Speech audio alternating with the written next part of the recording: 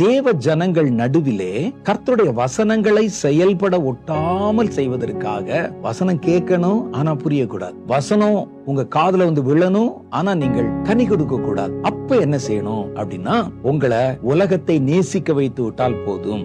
மத்தேயு சுவிசேஷம் 13:22 சொல்லுகிறது, முள்ளுகள் உள்ள இடத்திலே விதைக்கப்பட்டவன் வசனத்தை கேட்கிறவனாய் இருந்தும் உலக கவலையும் ஐஸ்வர்யத்தின் மயக்கமும். இதுதானே நீ கொண்டாடுறாங்க.